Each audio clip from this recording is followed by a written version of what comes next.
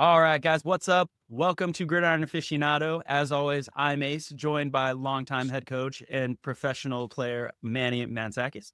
We are here to answer the question, what is happening? When you're watching football, you see something, you react to it, but we're hoping to get you to look at it again and think about what is actually happening on the field after being explained by a coach.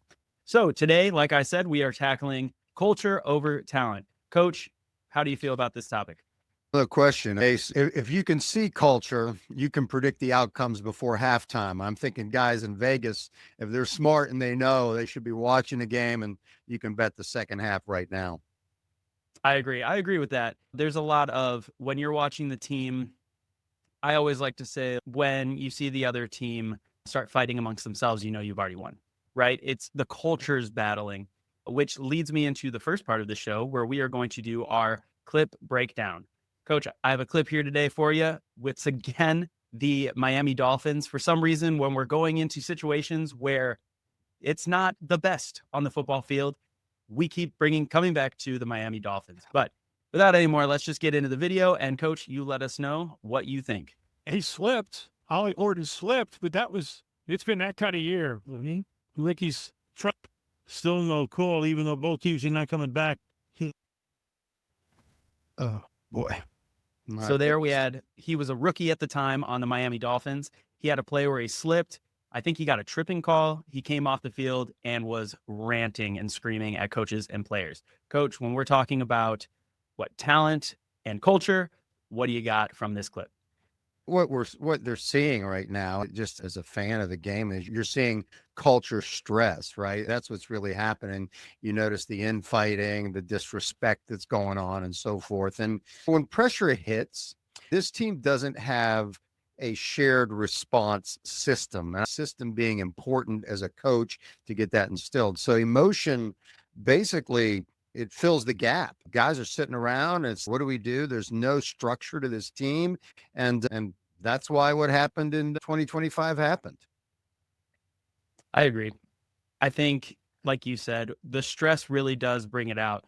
A team that's winning, it's going to look like they have a good culture, but it's when the team starts losing that you're really going to see what the culture, what the mentality of the team is, the mental strength that they have. And I think overall, it's going to show you how well they're coached to an extent. No question. Yeah. So that's what we're going into for this episode, trying to break down what culture is, how culture comes about, and hopefully see a little bit into the past of how you used to establish culture. So with that, we're going to get into our flagship segment. This is called Been There, Coached That. In this segment, I am going to ask Manny a couple questions, and he is going to answer them from the aficionado background because he has been there and coached that. Coach, you feel ready for it? Yeah, let's roll. All right. So question number one, Coach, how can teams that are loaded with talent still look soft or chaotic in moments like we saw there with Ollie Gordon and the Miami Dolphins? Well, what we saw and from a fan's perspective, you're looking at this thing, what a fan sees is lack of heart. They're all like looking at each other at the bar, watching the game. It's like, these guys have no heart. What the hell's going on? That's what's happening, but it's not really heart. That's the key to understand, because what's really happening, it's truly uncertainty. So talented teams without any type of role clarity, if that hasn't been set up, they start playing not to lose, really not to mess up, instead of playing fast. And that's a big issue right now with what we just saw earlier. What I would take a look at, just the lens to watch something like this and be able to know what if the team is just having a little bout there within themselves, or are they truly a team that's going to rebound? I'd watch the next mistake, because there's multiple mistakes in a game of football. And do they correct it instantly? Is it something that just happens, or does it continue to spread confusion? That's your key moving forward. Okay. So remember, guys, what we're trying to give you is that when you're watching the game, you should be able to see things that you weren't necessarily noticing before, because you are learning, hopefully, from our show. So that is one of the things. Next time you're watching, if you see a mistake fighting, the next mistake is where you're really going to learn. Now, I don't know what we're going to learn, but we're going to learn. But my second question for you, Coach, is if you were to take over a team tomorrow, let's say you took over the Miami Dolphins right there after a brutal loss, players fighting with each other. What's the fastest way that a coach can change the culture of a team? I'll tell you what fans think initially. They think you come in and you get all these sound bites. Everybody thinks it's some speech or some motivational tactic. It's absolutely not that. That is not how you change a total culture. It goes back to Newt Rockne at Notre Dame back in those, all you see all those speeches and stuff, right? But that's in this day and age, it's just totally different. Culture changes when standards are enforced. You get what you continually enforce, especially through playing time. So here's the key. What you would watch out for as a coach moving forward or a fan to see if your coach is on point is basically look at critical times. Watch the game in critical moments, and that's going to tell you what that staff truly values. Who's in the game? Who are they counting on in those critical situations? That's how you get this going quickly, because if you're just putting a guy in there because he has all this talent, but he doesn't have the culture enforced in him, it's going to implode. You're going to lose. Okay. Do you think a secondary bullet to the question? Do you think that bringing in a specific staff is a big part of setting the culture? Or do you think that you can create a culture as a head coach with even coming in and keeping a staff just to keep consistency? The ideal thing is you just get rid of them all. You bring in your whole staff and they know what to do. You look at, back in 2025, Kurt Signetti, he brought guys with him that were at IUP, at Elon, James Madison. So you saw a fast flip in the culture there. Now, if you come in and you're keeping other guys, you don't know their references and you don't really know if they know what you're thinking as a head coach. So ideal situation there. If you go the other way and you got to assume some of the coaches that are there, now you just got to keep putting in order. So you're trying to build culture with your staff, which trickles down to your team. Okay. I think that's a pretty interesting aspect from it because you will see some coaches come in and in the NFL or college, they just clear house. Whereas some other coaches will come in and they'll keep some of the coaches, a decent amount of the staff to keep consistency. And that probably goes into some coaches have different ways of going about their culture, right? Sure. But I did that you brought up the soundbite portion because immediately you talk about culture. I'm thinking the movie The Major League where the coach comes in, he's you lollygag to the outfield, you lollygag to the infield, you lollygag to the outfield or dugout. What does that make them? Lollygaggers. You think those sound bites, but it takes a lot more than that. It's a 24-hour job to change a culture on a team, not just one speech. Yeah. Even if movies portray it that way, and man, it does make for some really cool movies. But yeah. Question number 3 for you, Coach. What game situation specifically do you think exposes culture immediately? The one time on the field where every time that happens, you immediately think to yourself, we're about to see whether they break or stand. Yeah. If you're looking at it as a fan, first off, what you're looking at is you're going to see a momentum swing, right? You're thinking, oh, this big swing of momentum, this is what happened. But that's not what's really happening. What's really happening in this case is coaches are seeing adversity response. How do these guys deal with a tough situation? So culture, that's when it's revealed. If something goes wrong, that's when it's revealed. So what to watch for is very simple. 2-minute defense, 3rd and short, right after a turnover, because coaches actually game plan for that. I've been on staffs before where when I was at Texas Tech, Greg McMackin, who was an NFL coach for a long time, he would come in and he had a whole list of things called the what after, right? He had those types of situations and more, and he would study an offense, how they responded and what they did, what after. And it wasn't just what plays they called. He would watch the TV video and take a look at that and say, oh, I see the body language. I see what they're doing. Now I know how to take advantage of that. And I thought he was a master and he learned it in the National Football League.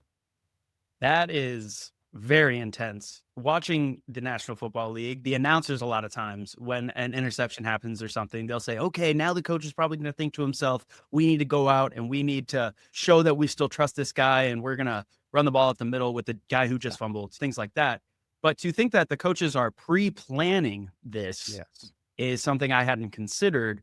And talk about practice like you play and, being unprepared is That's a lot. That's the things that I don't think fans are taking into account when watching football, is truly how cerebral, how much thought goes into every game from each coach at each Yes. position, which is Mhm. a lot. Yeah, Everybody's no out there doubt. playing Madden and they think they could come call a football game, but there's so much more that Oh, goes into it. there's plenty Those of men that going don't on. have feelings, right? Yeah, no doubt. So that brings us to the end of Been There, Coach That, and leads us into our next segment, which I think is a great one. It's where we take a step back. We go from the micro to the macro and look at the subject as a whole, and it moves us to the state of the game. In this segment, I'm going to ask you a question that's just more broad than that other one. And this one is very interesting, especially because of the recent years of college football that we've seen. It has to do with the roster turnover and the transfer portal. Coach, in today's constant roster turnover, is this causing more moments where you're seeing culture break than it was before when rosters maybe stayed more consistent? Absolutely. Yeah, it is totally. That's the difference today than what it used to be. You look at the situation that these coaches are dealing with, it's even a faster transition than the National Football League because of the constant movement of players. You got a brand new team pretty much. That's what ends up happening. So roster churn, what basically that's done, it is shortened the window right there for building your identity. Now, what's that really mean? Look, years ago, culture used to take a considerable amount of time. It take 2-3 years. You're building with mostly the same guys, some newcomers coming in, the older guys leaving. Now, the best staffs, they have to install a system. And it's all about how fast can I do this? Because look, it's no different than coaching offense, defense, special teams. You have to have a systematic approach. So, building your culture, you literally have to build that in immediately, early, and often. You have to standardize your culture as fast as you can if you want to have a successful season. That kind of makes me sad, almost in a way, Yeah. because even just in college football, you think, or high school football, you think about the seniors really are helping run the program because they grew Yeah. up in the culture, they grew up in the system. And so by the time there are freshmen and you're a senior, you're helping teach those freshmen to become the next seniors and grow with the culture. But that doesn't happen anymore in college football because, like you said, the turnover. We saw Miami in a national championship where most of the team hadn't even been there the year before. The quarterback wasn't even on the team, didn't even live in Miami the year before, made it to the national championship, but lost to a team that had played together. And Kurt Signetti had moved colleges and brought most of the players with him because he Yeah. had such a culture that they weren't turning over the way that other colleges were. So Yeah. that's the first thing and the most recent thing I can think of that really shows this as an example, right? No doubt. Because Miami, by all means, had one of the most talented rosters in college football in Yeah. 2025, and they couldn't do it because Kurt Signetti he's just one of the greats. One of the Yeah, greats. he certainly made it happen. And from an aficionado perspective here, Ace, I would look at it this way. During the season, you want to make sure that you stop really watching who the best athlete is. That's what the media is selling us. Hey, here's this superstar and all these guys here. And you can look at any team like this and you really want to be watching who is connected. What happens after any player scores a touchdown? What is going on? Do the guys come and celebrate with him, or is he doing his own little dance and really isolating himself from the team? Because look, that's easy to celebrate when you're doing well. But when something goes wrong, what you want to watch is the response speed. Teams with culture correct it immediately, just like that. And that's the difference. Teams without it, they panic, they argue, and they start drifting into a losing season from any moment throughout the season. And that's the difference between talent and winning. Look at that. Take a puff of your cigar, take a sip of your brandy. That Go. right there, ladies and gentlemen, is the aficionado angle. That is a good one. I agree. I like the sentiment that the tough times really will show you who you are. They will show you the culture. They'll show you how you get along. Anybody can celebrate a touchdown. Are your teammates enjoying celebrating it with you? I think that shows a lot about a leader. If your teammates want to celebrate with you, that shows a lot about you. Oh, no doubt. Like, go back to the movie I watch every year before the NFL draft day, uh, with Kevin Great Costner, one. and Great he movie. says, "Were your teammates there on your birthday, Bo?" And that does show some culture. It holds a little weight, even if the movie isn't the best football movie ever. But I thought that this was a great insight into the difference between culture and talent. I think there was some good examples, and I think, Coach, if we take what you've told us today and we go watch the games next season, we go watch the games this summer with the COFL, when we're doing that, if we're taking into account what you said, we're paying attention to when they start fighting, what happens the next mistake. We're paying attention to who's celebrating with each other. If they're celebrating alone, once things get hard, how are they handling it? What you've given us today are giving us the tools to be able to comprehend it better and see more. Maybe two teams have the same record, but which team is built for the longevity and more of a winning culture than the other? So I think that there were some very good lessons here, Coach. All right. Awesome. All right.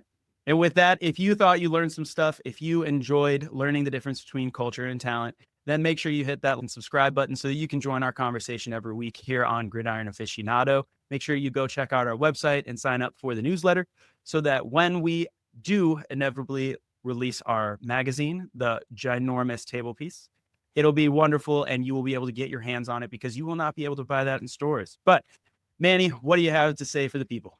It's pretty simple. This is to everybody out there that is following your team or your coaching. This is all about teams that choose standards over excuses. That's it. I like that. That needs to be on a shirt. If we ever do merch, Manny, I think we got to put that on a shirt. All right. That's It's gonna be on. fun. Let's do it. That brings us to the end of the show, guys. Thank you so much. Thank you, Manny, for joining me today. I loved it. And we will see you guys next time.